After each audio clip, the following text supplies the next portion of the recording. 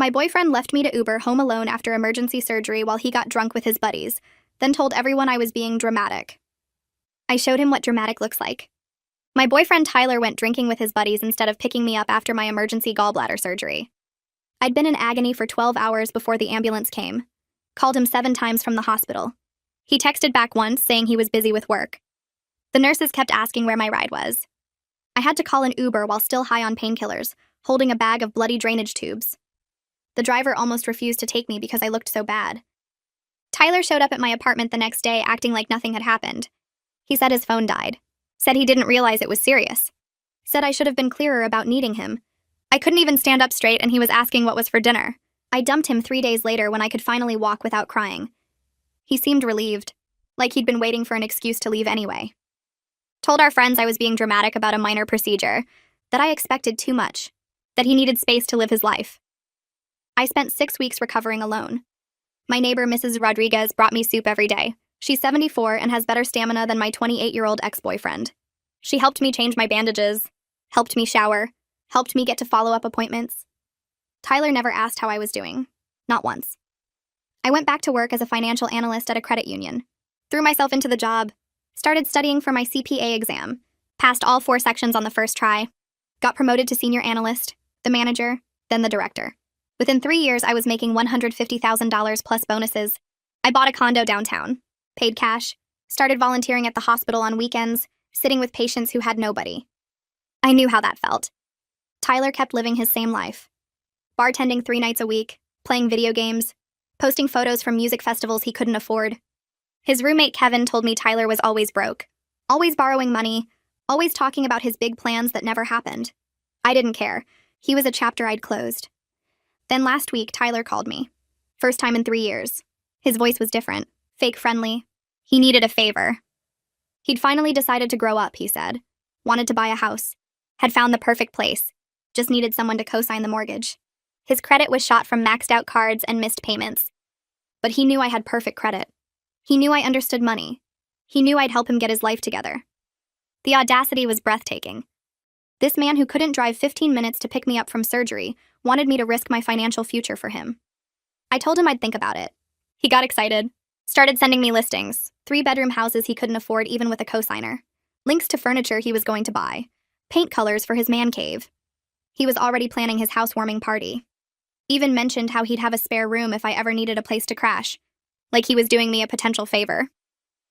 After 5 days of constant messages, I invited him to lunch. Told him to bring his mortgage paperwork so I could review everything.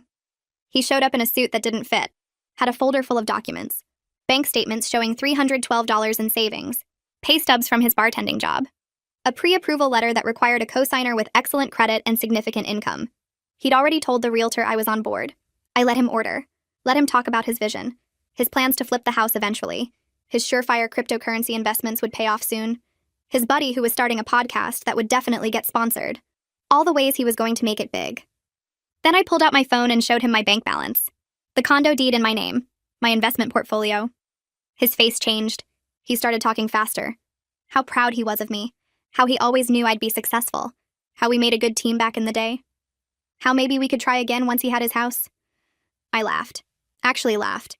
You couldn't pick me up from surgery, I said. You left me alone with drainage tubes coming out of my body. Now you want me to co-sign a mortgage? His face went white. The color just drained right out like someone pulled a plug. He opened his mouth, but nothing came out at first. Just this weird stammering sound. Then he found words, but they came out all wrong and panicked. That was years ago, he said. I've changed. I'm different now. I cut him off mid-sentence and pointed at the bank statements spread across the table. Look at these again, I said. Really look at them. The server came over right then to refill our water glasses. She moved slowly like she was giving herself time to listen. When she caught my eye, she gave me this tiny nod. Like she knew exactly what was happening here. Like she'd seen this movie before and knew how it ended. I picked up the papers and started going through them one by one. Your credit score is 580, I said. That's not bad luck. That's choices. Your debt-to-income ratio means you're spending more than you make every single month. You have $312 in savings, not $3,120, not $31,200, $312, and you want to buy a house that costs $285,000. Tyler tried to interrupt, but I kept going. You have no financial discipline, no plan. No realistic path to making this work. He pushed his chair back and crossed his arms. Everyone deserves a second chance, he said. His voice had this defensive edge now. I reminded him that second chances get earned through changed behavior, not requested through sheer nerve. You don't get to ask for trust when you haven't done anything to deserve it. He actually looked offended. You're being cold, he said, calculating, like I'm some kind of monster for not helping him. The desperation kicked in then. I could see it happen. His whole body language shifted. He leaned forward and his voice got softer. We had something special once, he said. Remember? We were good together. We could have that again if you just helped me get on my feet. Just this one thing and I could turn everything around. I started laughing. Couldn't help it. The sound came out loud enough that the server hurried back over to check if everything was okay. I waved her away but kept looking at Tyler. What we had, I said, was me nearly dying alone in an Uber while you got drunk with your buddies. What we had was drainage tubes and painkillers and a driver who almost refused to take me because I looked so bad. That's what we had. And it's not something I'm interested in revisiting. I grabbed my purse and stood up.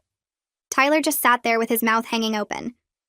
Before I left, I told him exactly what I thought of his 3-bedroom house dreams. Told him his cryptocurrency schemes were jokes. Told him his podcast buddy wasn't going to save him. Told him he needed to grow up and stop expecting other people to fix his mistakes. He didn't say anything. Just stared at me like I'd slapped him. I walked toward the door and left him sitting there with the check for both our meals. The server caught my eye on my way out. She mouthed "good for you" without making a sound.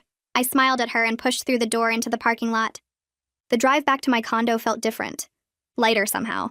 Like I'd been carrying something heavy and finally put it down. I kept replaying the look on Tyler's face when I laid out all his financial disasters. The way he couldn't argue with actual numbers. The way reality just crashed into his fantasy and left him speechless. Seeing how pathetic his situation was gave me closure I didn't even know I needed. He wasn't some villain in my story anymore. Just a sad guy who never learned to take care of himself. That evening, Mrs. Rodriguez came over for our weekly dinner. We always did Tuesdays. She brought her famous empanadas and I made rice and beans. While we ate, I told her everything about the lunch, every detail. She laughed so hard she had to put down her fork. I knew you'd handle it perfectly, she said. You're too good to waste energy on people like Tyler. She reached across the table and patted my hand. You've built such a beautiful life for yourself. Don't let him anywhere near it. The next morning at work, I grabbed coffee with Willow during our break. She'd been my work friend for 2 years and knew the whole surgery story.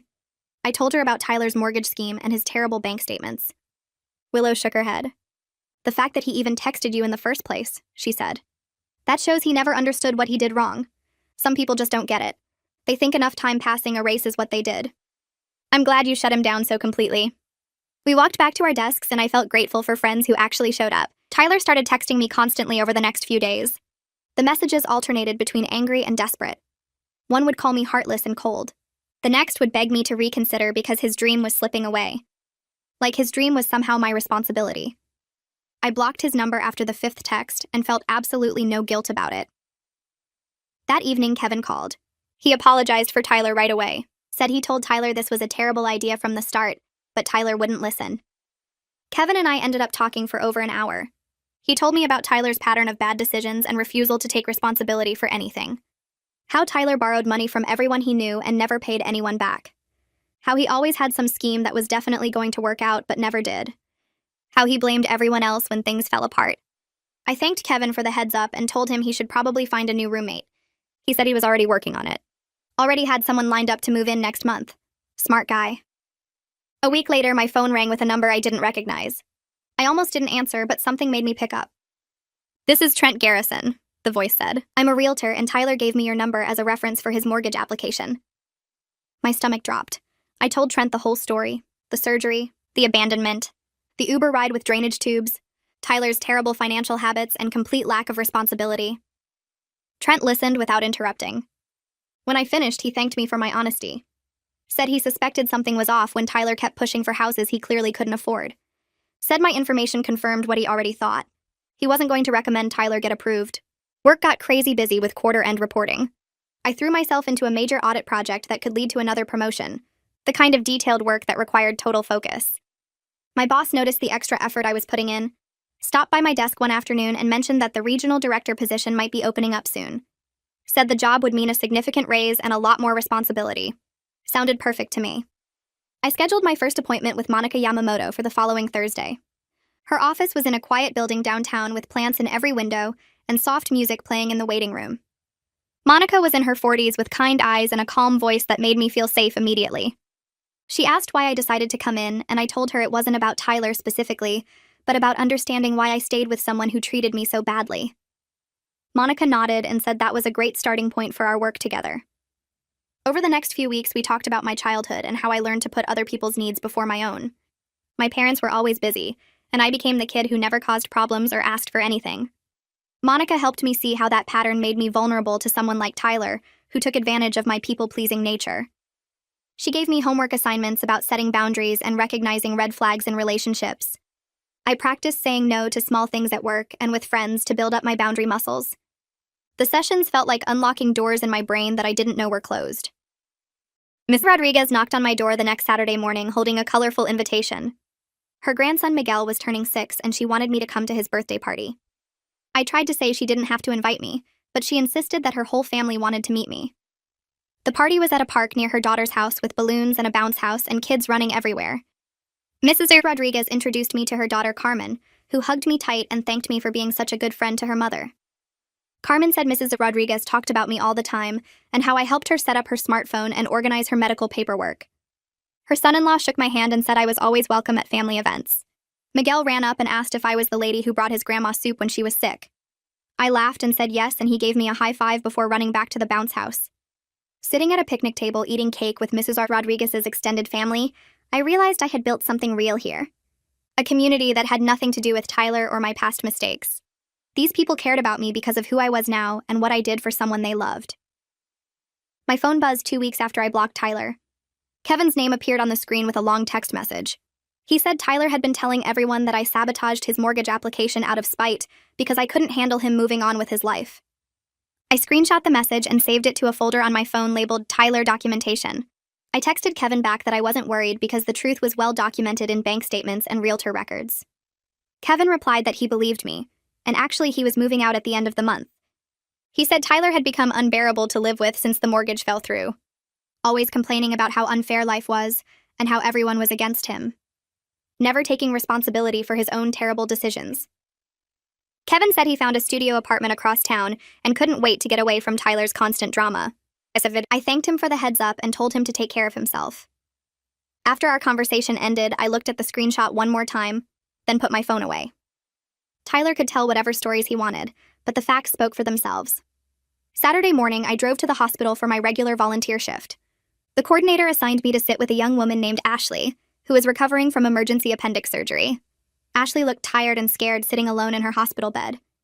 I introduced myself and asked how she was feeling. She said the pain wasn't too bad, but she felt lonely because her boyfriend couldn't make it to visit. He had to work, she explained, but her voice didn't sound convincing. I pulled up a chair and told her about my gallbladder surgery 3 years ago, how I called my boyfriend 7 times from the hospital and he never came, how I had to Uber home alone with drainage tubes still attached. Ashley's eyes filled with tears and she admitted this wasn't the first time her boyfriend failed to show up when she needed him. He missed her college graduation because he was hungover, forgot her birthday 2 years in a row, never came to family events because he didn't feel like it, but she kept making excuses for him because she thought that's what love meant. I held her hand and told her that love means showing up especially when it's hard, that she deserved someone who treated her medical emergency like it mattered. Ashley cried harder and said hearing my story helped her see her situation clearly for the first time. She thanked me for being honest and said she had a lot to think about. The volunteer coordinator caught me in the hallway after my shift ended. She said several patients had mentioned how much my visits helped them feel less alone. The coordinator asked if I would be interested in training new volunteers and maybe leading a support group for patients without family support. My heart jumped at the opportunity. I said yes immediately because it felt like the perfect way to turn my worst experience into something meaningful. We scheduled a meeting for the following week to discuss logistics and program structure. Walking to my car, I felt grateful that Tyler's abandonment led me here, to a place where I could help people going through similar pain and loneliness. The coordinator called my name as I reached the parking lot. She wanted to know if I had any ideas for the support group format. I told her I'd put together a proposal and send it over by Wednesday. Monday morning, my boss called me into her office. She closed the door and told me to sit down. The regional director position was officially mine if I wanted it. Salary of $185,000 plus bonuses and equity options. I accepted on the spot without hesitation. My boss smiled and said she knew I would be perfect for the role. That afternoon, she sent a company-wide email announcing my promotion. Willow came to my desk with a huge grin and a coffee. We decided to celebrate with the whole team at a nice restaurant downtown that Friday. The week flew by with congratulations from coworkers and meetings about my new responsibilities. Friday evening, we all gathered at the restaurant and my boss gave a toast about my hard work and dedication. Willow leaned over during dinner and joked that Tyler really missed out on his meal ticket. Everyone at the table laughed because they all knew the story. I raised my glass and said the best revenge was living well. The next weekend, I went car shopping. I had been wanting a luxury SUV for years, but never felt like I could justify the expense. Now with my promotion and raise, it felt like the right time to treat myself. The salesman showed me a beautiful black model with leather seats and every feature I wanted. I test drove it around the block and fell in love immediately. 2 hours later, I drove off the lot in my new car feeling proud of how far I had come. I drove straight to Mrs. Rodriguez's apartment to show her. She came outside and walked around the car, touching the shiny paint and peeking inside. Mrs. Rodriguez insisted on taking a photo of me standing next to it. She said she was so proud of how far I had come from that scared young woman who could barely walk after surgery. I hugged her tight and thanked her for everything she did for me during that terrible time. She waved away my thanks and said that's what family does for each other. Monday morning, a new senior analyst joined our team. His name was Caleb Duran, and he had just moved to the city from Seattle. My boss asked me to show him around and help him get settled. Caleb was tall with dark hair and an easy smile that made him instantly likable. We grabbed coffee during the morning break and talked about his background in financial policy reform. I mentioned my interest in the same area, and his eyes lit up. We spent our whole lunch break discussing different approaches to consumer protection regulations.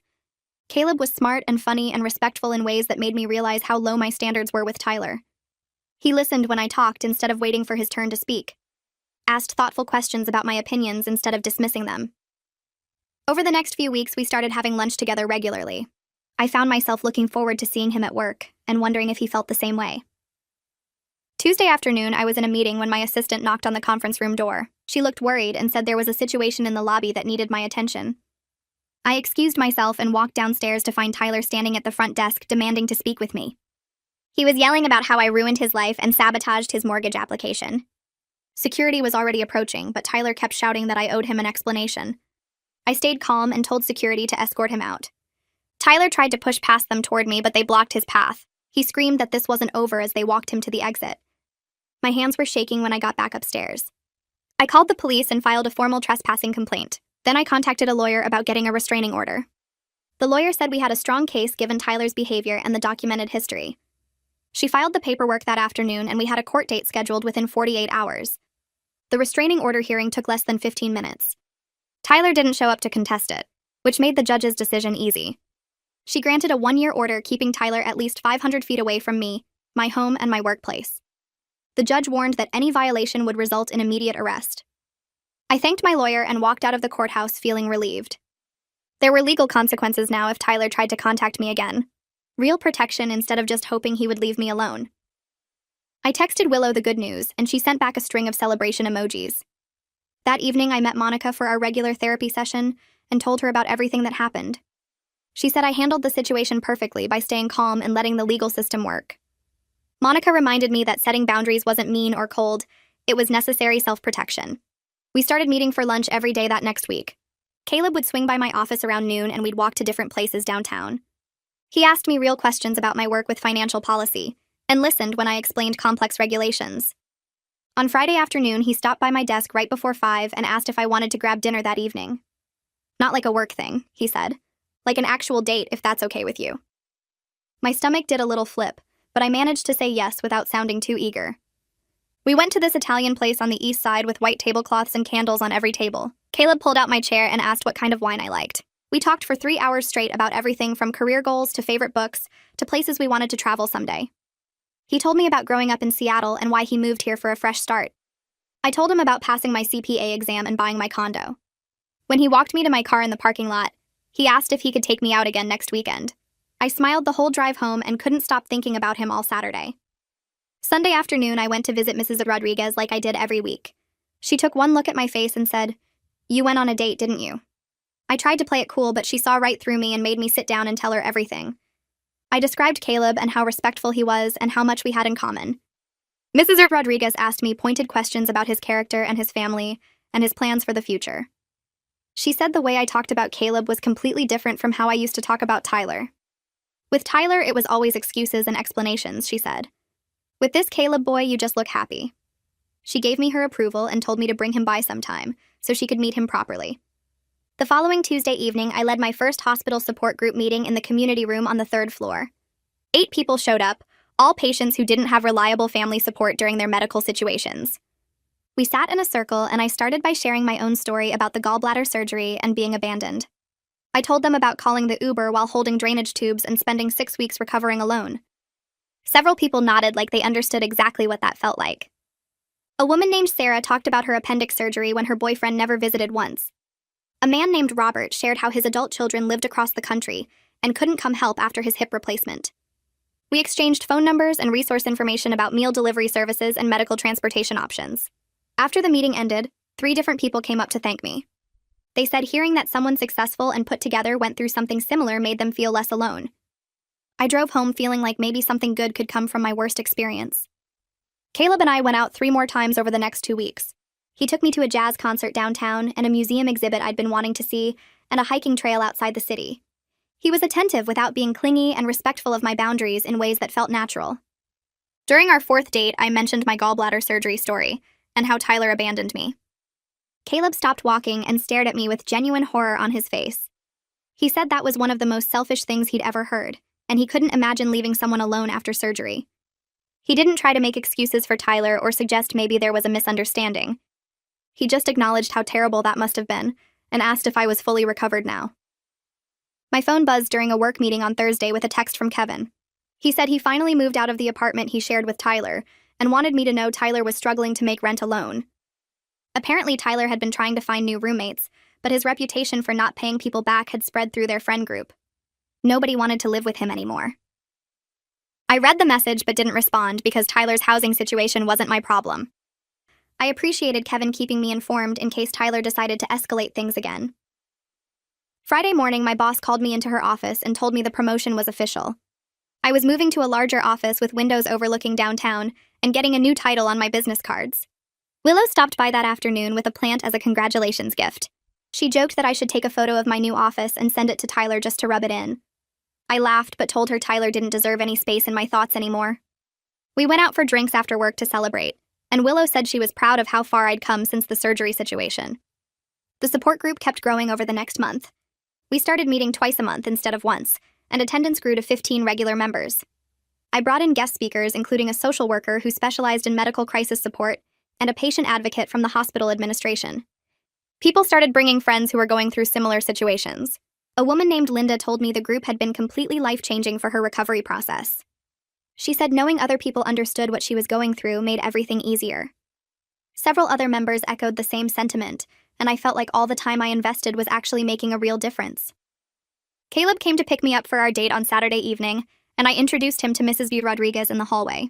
She immediately launched into grandmother interrogation mode, asking him about his job and his family and his intentions. Caleb handled it perfectly, asking her questions about her garden and complimenting the photos of her grandchildren on her walls. He helped her carry some groceries inside and fixed a loose cabinet door she'd been meaning to deal with. After he left to let me finish getting ready, Mrs. Rodriguez told me he was a keeper, and I should hold on to this one. She said she could tell he was a good man by how he treated an old lady he just met. 3 months after blocking Tyler's number, I stopped at my usual coffee shop near my old apartment. I was waiting for my latte when I saw Tyler standing by the door. He looked rough, like he hadn't been sleeping well or eating regular meals. His clothes were wrinkled and he needed a haircut. He spotted me and started walking over, but I held up my hand and reminded him about the restraining order. He stopped immediately but said I destroyed his dreams before turning and leaving. I grabbed my coffee and walked to my car without responding, because his dreams were never my responsibility to fulfill. I told Monica about the coffee shop encounter during our next therapy session on Wednesday afternoon. She asked me how it made me feel, and I realized it bothered me less than I expected. Monica said that showed real growth in my ability to set boundaries and not take responsibility for other people's choices.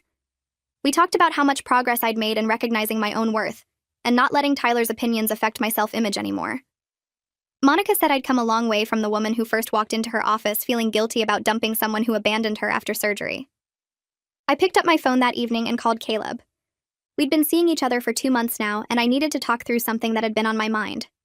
He answered on the second ring and asked if everything was okay. I told him I was fine, but wanted to have a real conversation about where things were going between us. He suggested meeting at the park near my condo in 30 minutes. I grabbed my jacket and headed out. Caleb was already sitting on our usual bench when I arrived. He stood up and hugged me, but I could tell he was nervous about what I wanted to discuss. We sat down and he waited for me to start talking.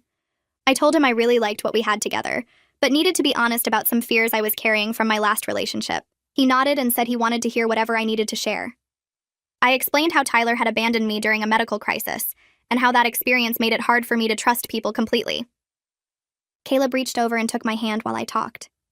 I told him I sometimes worried about moving too fast or getting hurt again. He listened without interrupting, and then asked if I could see a future with him. The question caught me off guard because it was exactly what I'd been wondering myself. I admitted I could see something real developing between us, but needed to take things at a slower pace.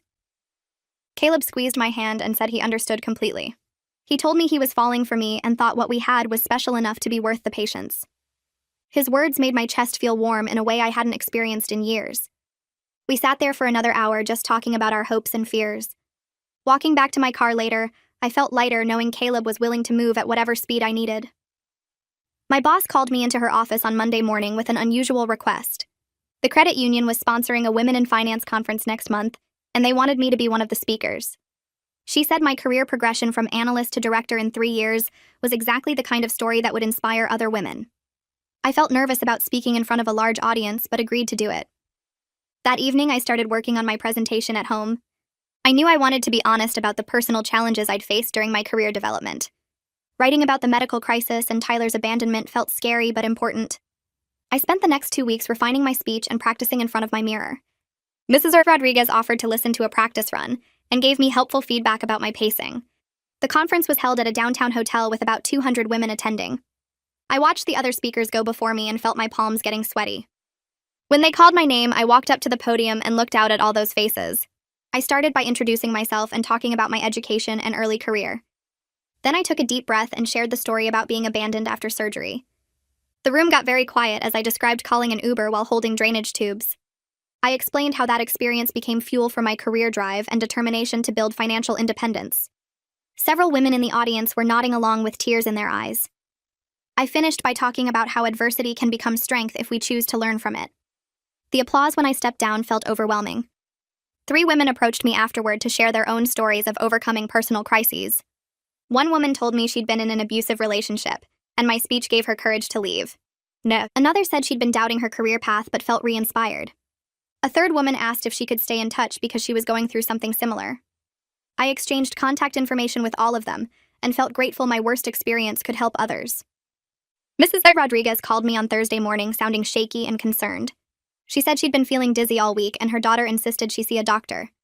I told her I'd drive her to the appointment that afternoon. When I picked her up, she looked pale and tired in a way that worried me. The doctor took her blood pressure and frowned at the reading. He said it was dangerously high and wanted to run more tests.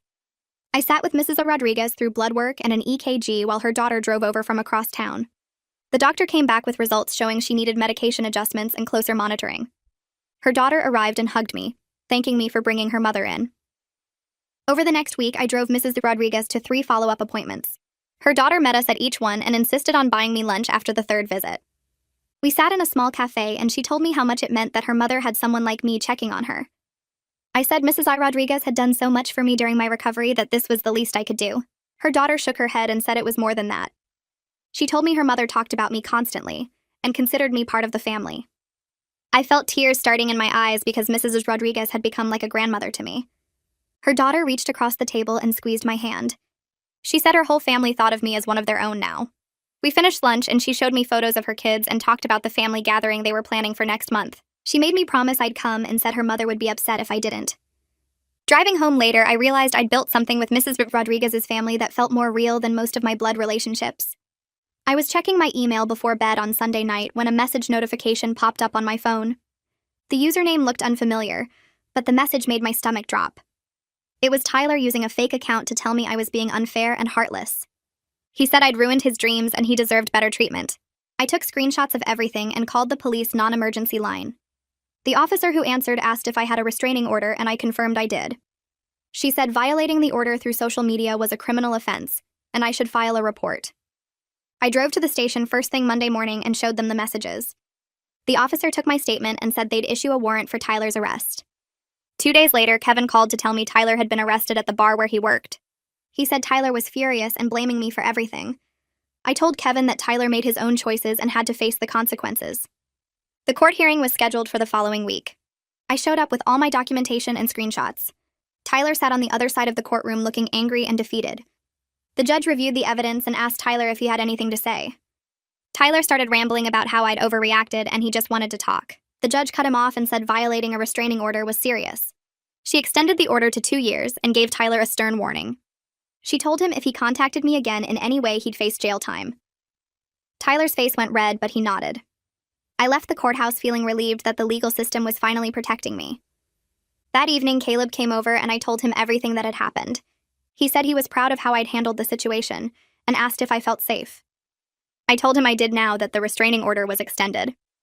Kevin called me again 3 weeks later, and I almost didn't answer. But something made me pick up, and I'm glad I did because he wanted to apologize. He said Tyler's behavior had gotten worse since the court hearing, and he felt responsible for not warning me sooner. I told him it wasn't his fault that Tyler couldn't take no for an answer. Kevin sighed and said there was something else I should know. Tyler had been evicted from their apartment for not paying his share of rent for 3 months. He was couch surfing with different friends and barely making enough from bartending to eat. Kevin said Tyler kept complaining about how I'd destroyed his life. I thanked Kevin for the update, but told him I didn't need to know about Tyler anymore. That chapter of my life was completely closed, and I had no interest in tracking his downward spiral. Kevin understood and said he was moving in with his girlfriend anyway. He wished me well and said he hoped I'd found happiness. I told him I had and meant it. After we hung up, I sat on my couch feeling nothing about Tyler's situation. No satisfaction, no pity, no anger, just complete indifference. That's when I knew I'd truly moved on. Tyler's choices had led him exactly where he was, and I had no part in it. I texted Caleb about the call and he asked if I wanted to talk about it. I told him there was nothing to talk about because Tyler was just background noise now. Caleb sent back a heart emoji and asked what I wanted for dinner. Spent the evening cooking together and laughing about a movie we'd watched the week before. Caleb texted me on Friday afternoon asking if I was free on Saturday. His parents were visiting town for the weekend and he wanted me to meet them. My stomach did a nervous flip because meeting parents felt like a big step. But I texted back yes and asked what I should wear. He said casual was fine and they were excited to meet me.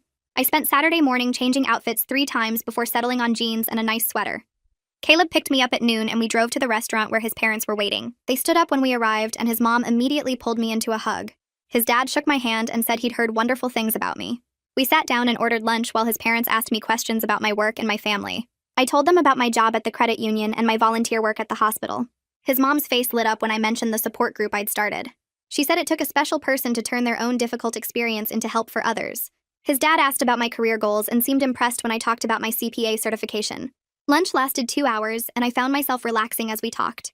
Caleb's parents were warm and genuine in ways that made me understand where he got his kindness. After lunch, his mom asked if she could talk to me privately for a minute. We walked outside while the guys paid the check. She took my hand and told me she'd never seen Caleb this happy with anyone.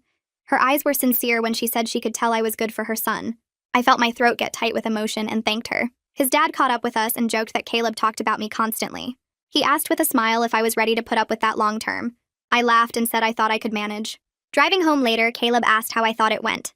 I told him his parents were amazing and I was glad I'd met them. He reached over and squeezed my hand. Hospital volunteer coordinator called me into her office on Tuesday with an exciting proposal. They were putting together their annual fundraising campaign and wanted to feature me in the promotional video. She said my story of going from patient to volunteer leader was exactly what they needed. I felt hesitant about being so public, but she explained how much the campaign mattered for their programs. I agreed and spent the next week working with their marketing team. They filmed me talking about my surgery experience and how alone I'd felt. Then they showed footage of me leading the support group and sitting with patients. The editing team put together a powerful video that made even me tear up watching it. The campaign launched 3 weeks later and the response was immediate. Donations started coming in at twice the normal rate. The coordinator called to tell me the video had been shared hundreds of times on social media. Several people reached out directly to say my story inspired them to get involved in community service. One woman said she'd been thinking about volunteering for years, but never took the step until she saw my video. Another man told me he'd gone through a similar medical crisis and felt seen by my story. The hospital administration sent me a thank you letter saying the campaign had raised significant funds. I framed the letter and hung it in my office as a reminder that sharing our struggles can create real change. Willow saw it and said she was proud to work with someone who made such a difference. Mrs. Rodriguez watched the video on her tablet and cried happy tears. She said she remembered those dark days after my surgery and was amazed at how far I'd come. My email pinged on Monday morning with a message that made my heart race. A larger financial institution was inviting me to interview for a VP position with a salary of $220,000. I read the email 3 times to make sure I understood correctly. The position would mean more responsibility and a significant pay increase. But I loved my current job and the community I'd built at the credit union. I walked down the hall to Willow's office and showed her the email. She whistled at the salary number and said I'd be crazy not to at least interview. I told her I wasn't sure I wanted to leave, but she insisted I should take the interview for practice. That evening, I called the recruiter back and scheduled an interview for Thursday. I spent 2 days preparing answers and researching the company. The interview was at their downtown headquarters in a glass tower that made my credit union look tiny. 3 executives interviewed me together and asked detailed questions about my experience. I talked about my career progression and the programs I'd developed. They seemed impressed by the support group and my community involvement. At the end, they asked about my salary expectations, and I gave them a range. The lead executive nodded and said they'd be in touch soon. I drove back to work feeling good about how the interview went, but uncertain about what I wanted. 2 hours later, my phone rang with a call from the recruiter. She said the executives were extremely impressed and wanted to offer me the position. The salary was exactly what I'd asked for, plus stock options and better benefits. She said I could take a few days to think about it. I thanked her and hung up feeling overwhelmed. I spent the next week thinking about nothing but that job offer. The money was incredible, and the position would be a major career advancement. But every time I thought about leaving the credit union, my chest felt tight. I met Caleb for dinner on Wednesday and told him about my dilemma.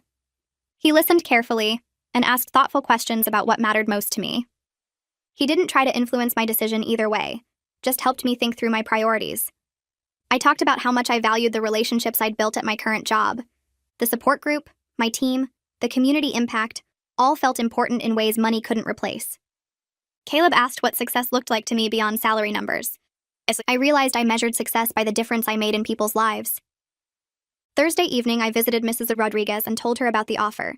She made tea and we sat in her living room talking. She said she'd support whatever I chose, but reminded me that money wasn't everything. Her words echoed what I'd been feeling all week.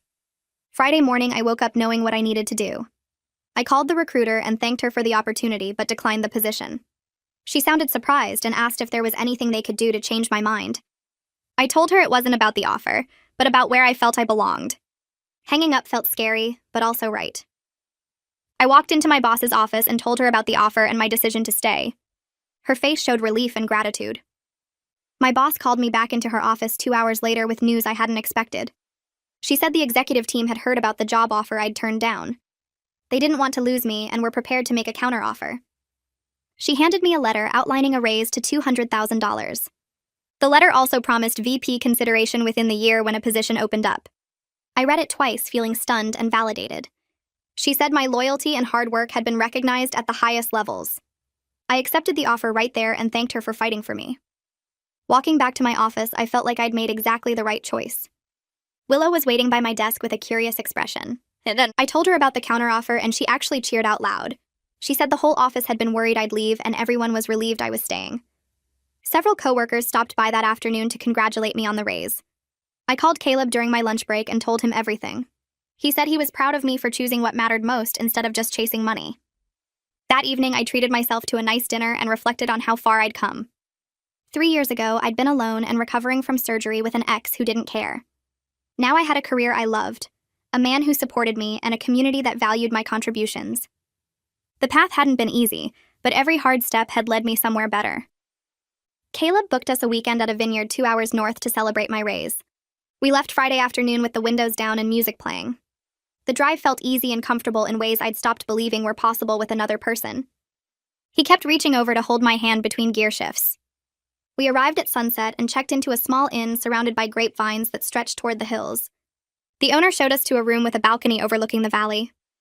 Caleb opened a bottle of local wine and we sat outside watching the sky turn orange and pink. He told me about growing up in the area and visiting these vineyards with his family. I shared stories about my recovery after surgery and how Mrs. Rodriguez had been there when nobody else was. He listened without trying to fix anything or minimize what I'd been through. Saturday, we toured 3 different wineries and tasted wines I couldn't pronounce. Caleb made me laugh by pretending to be a wine snob at each stop. We bought 2 bottles to bring home and had a picnic lunch in a meadow between vineyards. That evening, we dressed up for dinner at the inn's restaurant. The dining room had floor-to-ceiling windows facing west. Our table sat right against the glass with a view of the sunset. Caleb ordered for both of us after asking what I liked. The food came in courses and everything tasted perfect. Between the main course and dessert, he reached across the table and took my hand. The sunset behind him made everything glow gold.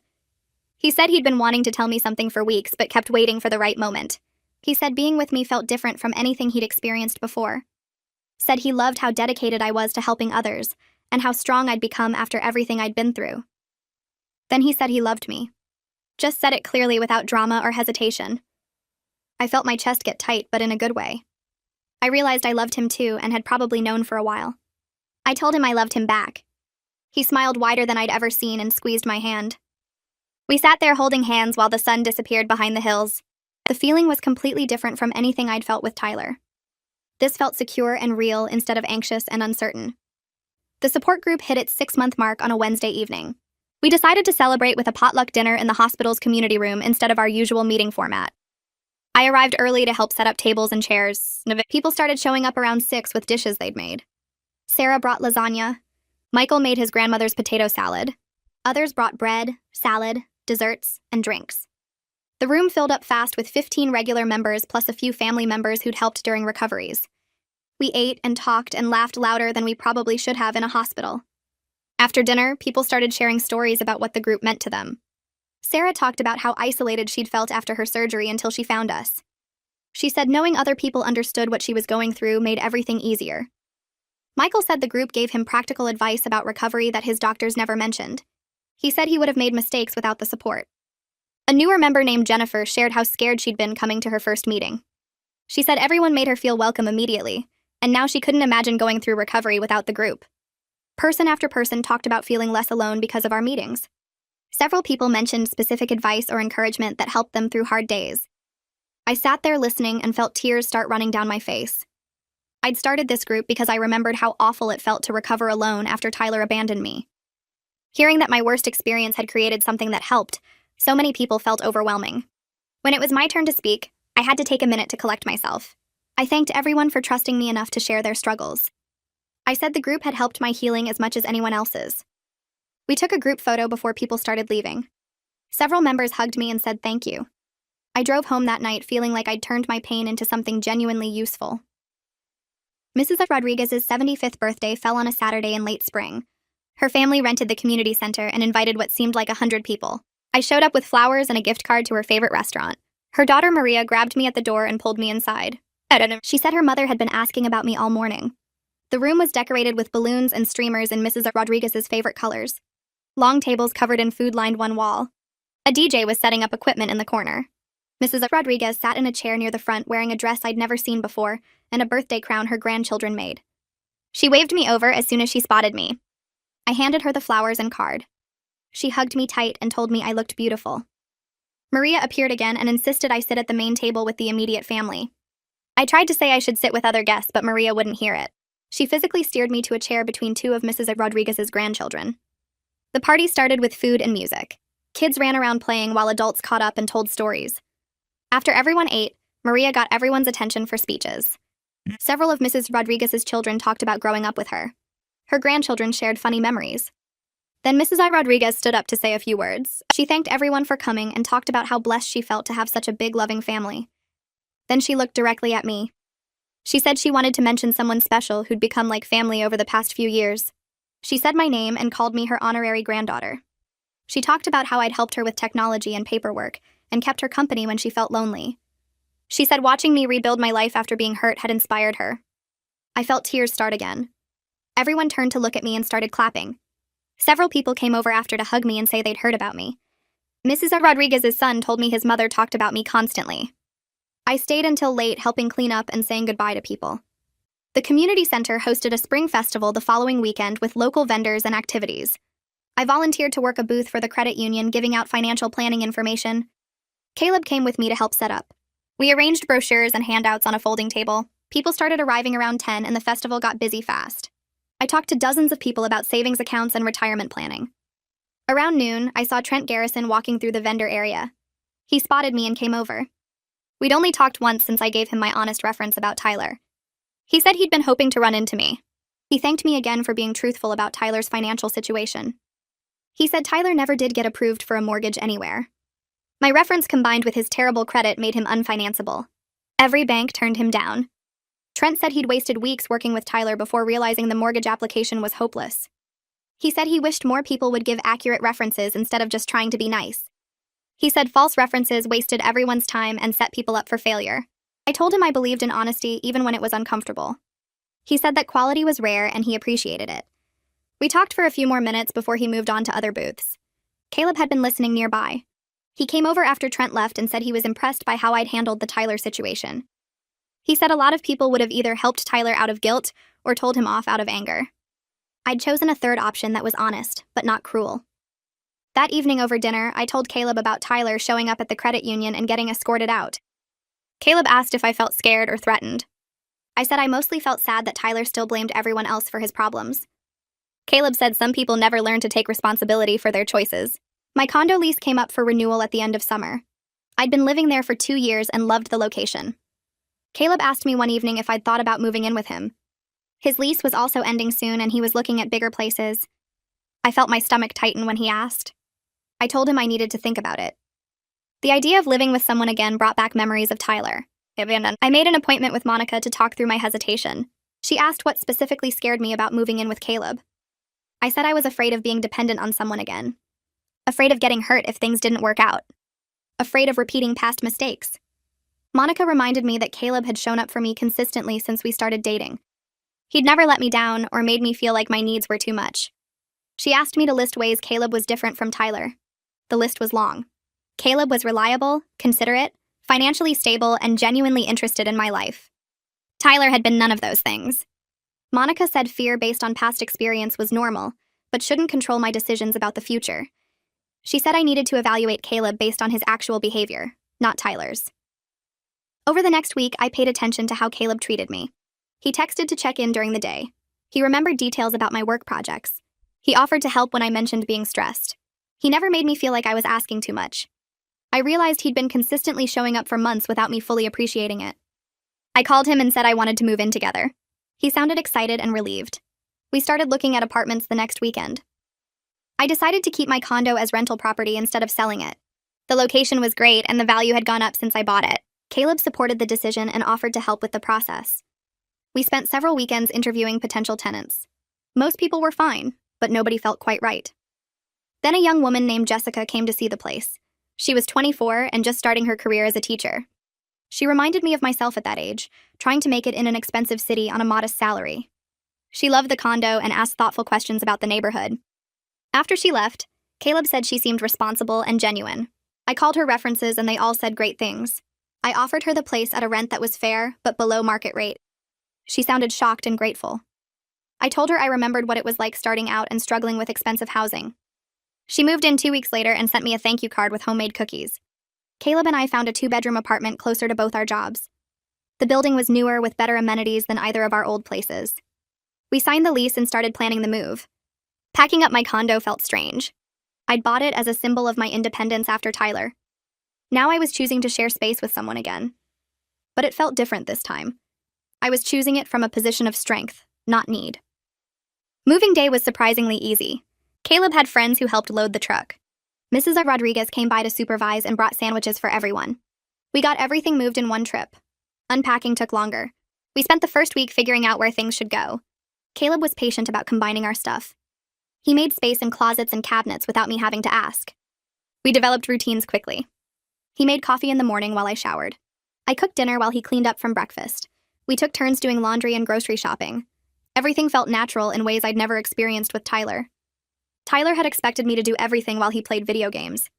Caleb treated our home like a shared responsibility. Mrs. Rodriguez visited a month after we moved in. She walked through the apartment nodding approval. She said the place felt warm and lived in. She sat in our living room drinking tea and told us the apartment was perfect.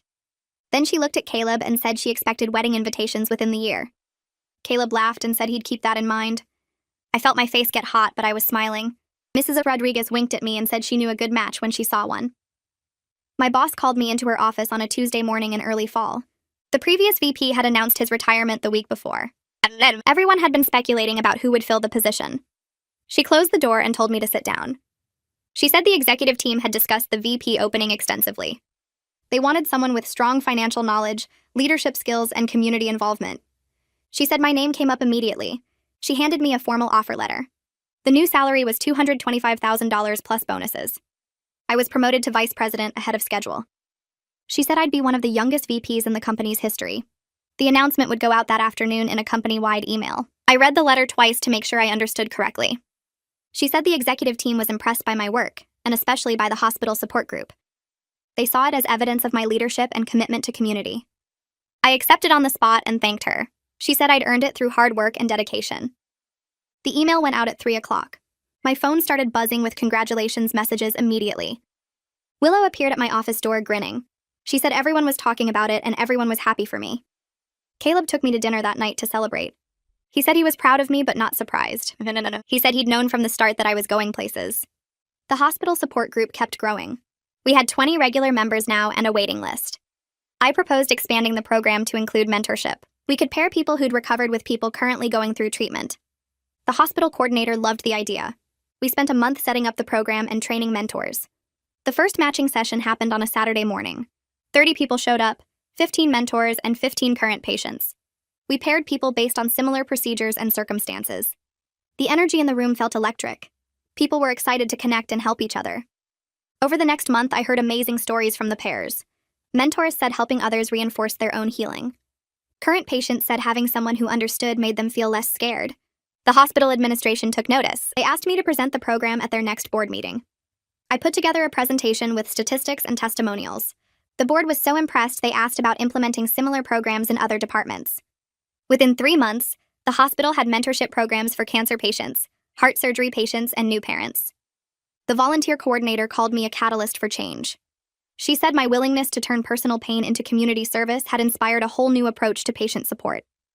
Caleb surprised me with a weekend trip to the coast for our 1-year dating anniversary. He'd booked a hotel right on the beach without telling me. We drove down Friday after work and checked in as the sun was setting. The hotel room had a balcony overlooking the ocean. We walked on the beach after dinner with our shoes off. The sand was cold and the waves were loud. Caleb held my hand and talked about how much the past year had meant to him. He said meeting me had changed his life.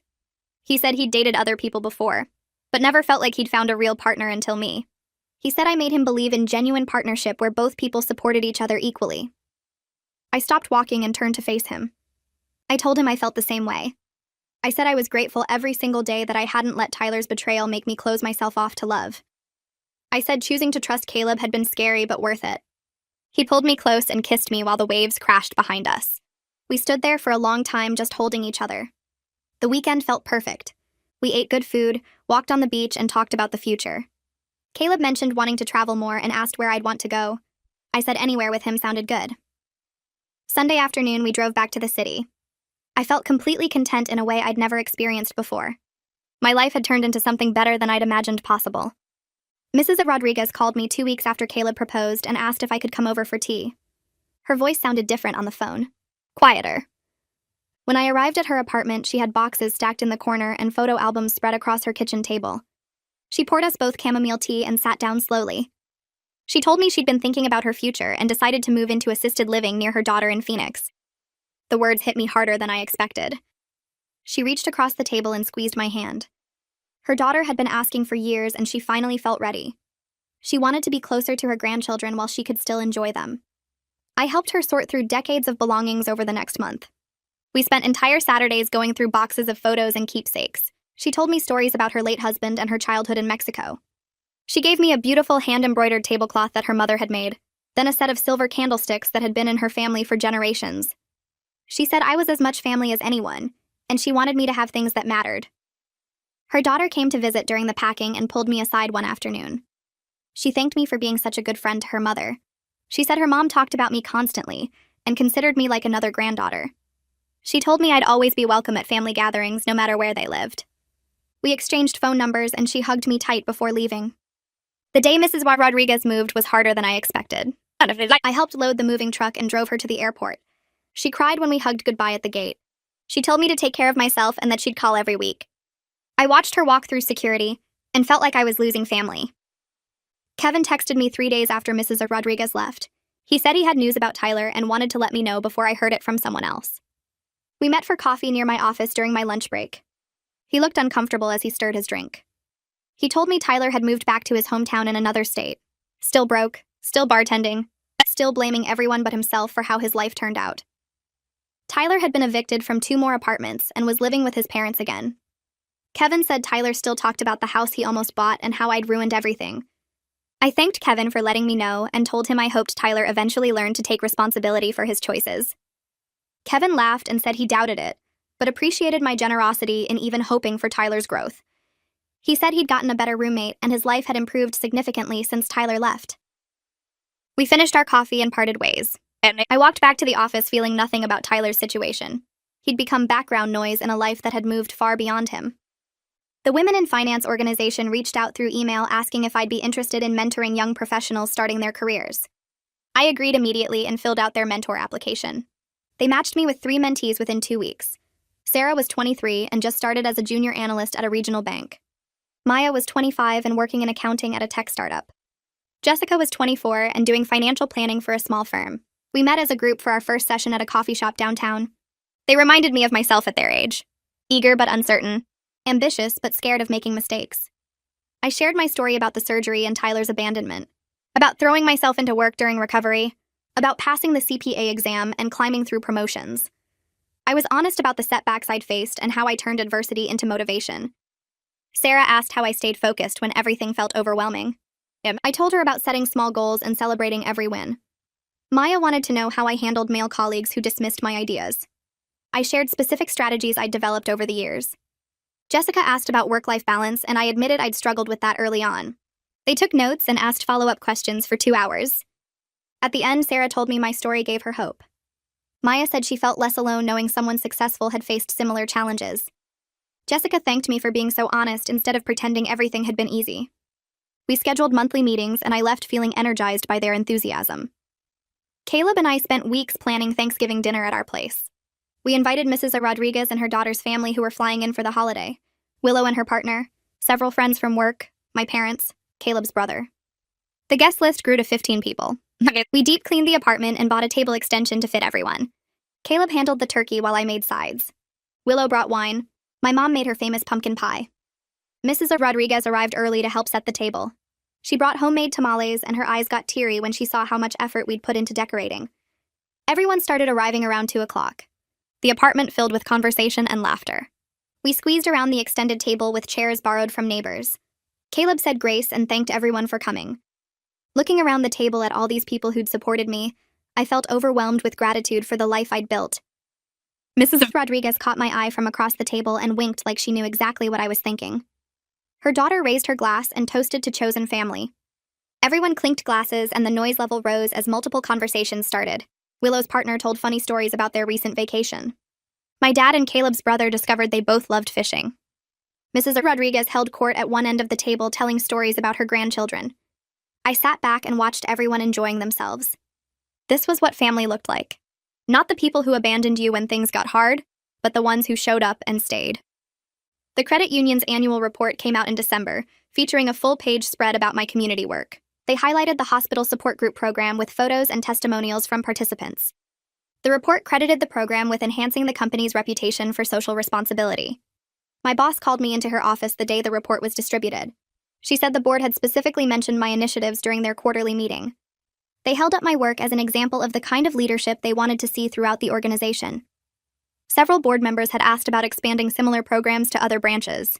She said the executive team was impressed by my ability to balance high performance in my role with meaningful community engagement. The recognition felt validating in ways I hadn't expected. My coworkers congratulated me throughout the day. Willow brought cupcakes to celebrate. The regional director sent a personal email praising my work. I forwarded everything to Mrs. Rodriguez, who called immediately to tell me how proud she was. That evening, Caleb took me to dinner and told me he wasn't surprised by any of it. He said he'd known from the beginning that I was special. Christmas morning started early with Caleb insisting we couldn't open presents until everyone arrived. I thought he meant just us. But then the doorbell rang at 8 o'clock. Mrs. Rodriguez stood there with her daughter and grandchildren. Then my parents arrived. Then Caleb's parents. I looked at Caleb confused and he just smiled. Everyone gathered in our living room. Caleb handed out coffee and pastries he'd secretly bought the night before. Then he got down on one knee in front of everyone. He pulled out a ring box and my hands started shaking. He said he'd already asked me once, but he wanted to do it properly in front of the people we loved. He said I'd changed his life and made him believe in real partnership. He asked if I'd marry him. I said yes immediately, even though we were already engaged. Everyone cheered and clapped. Mrs. Rodriguez cried happy tears and pulled me into a tight hug.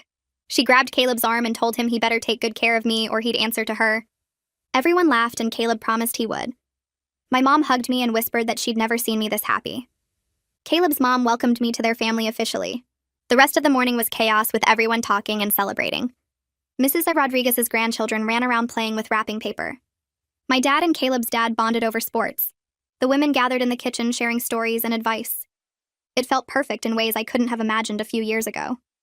Later that week, I sat alone in my office thinking about everything that had led me here. Tyler's abandonment after my surgery had been one of the worst experiences of my life. The pain, the fear, the humiliation of calling an Uber while barely conscious. But that terrible night had pushed me to discover my own strength. I'd built a career I was proud of, found real love with someone who showed up consistently, created meaningful community work helping others, formed chosen family with people like Mrs. Rodriguez who cared about me genuinely. None of it would have happened if I'd stayed with someone who didn't value me. I would have kept making excuses for Tyler's behavior, kept accepting less than I deserved, kept believing his promises to change. The surgery had forced me to see the truth. Tyler couldn't be bothered to drive 15 minutes to pick me up. He'd prioritized drinking with friends over my safety. He'd called me dramatic for needing basic support. Clarity had freed me to build something better. I looked at the photo of Caleb on my desk, at the certificate from the hospital thanking me for my volunteer work, at the promotion announcement on my wall. Tyler had done me a favor by showing his true character so completely. I'd turned that pain into fuel for becoming someone I was proud to be. Planning the wedding with Caleb felt completely different from anything I'd experienced with Tyler. We sat down together and made decisions as partners. He asked my opinion on everything from the venue to the menu. When we disagreed about something, he compromised easily without making it a big deal. He made sure I felt supported through every decision. We picked the botanical gardens because we both loved being outdoors. Chose a small ceremony with just close family and friends. Decided on a simple reception with good food and dancing. Mrs. Rodriguez came over twice a week to help with planning. She had opinions about everything, and we loved including her. She helped pick flowers and tasted cake samples with us. She joked that she'd lived long enough to see me find real happiness, and she wasn't missing a single moment. Caleb's mom and my mom bonded over wedding planning and started having lunch together. The whole process brought our families closer. Willow agreed to be my maid of honor and immediately started planning a bachelorette party.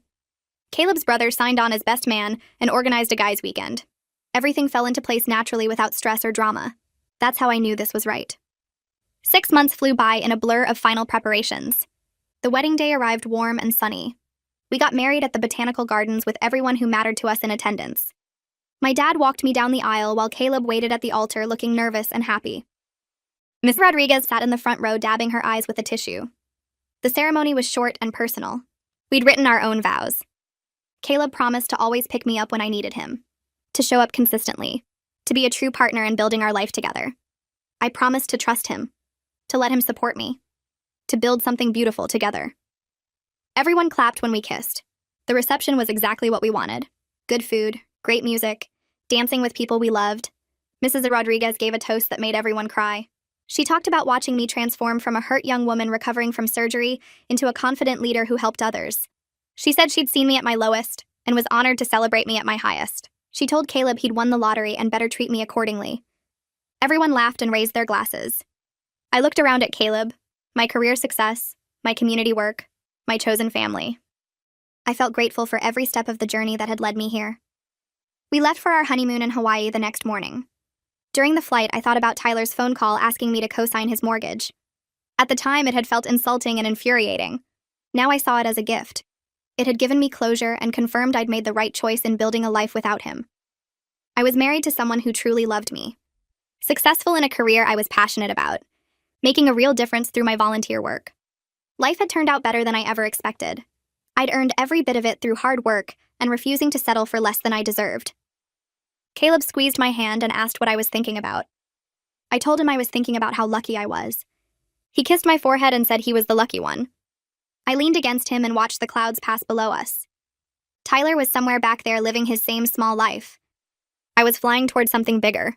That felt like the perfect ending to that chapter and the perfect beginning to this one.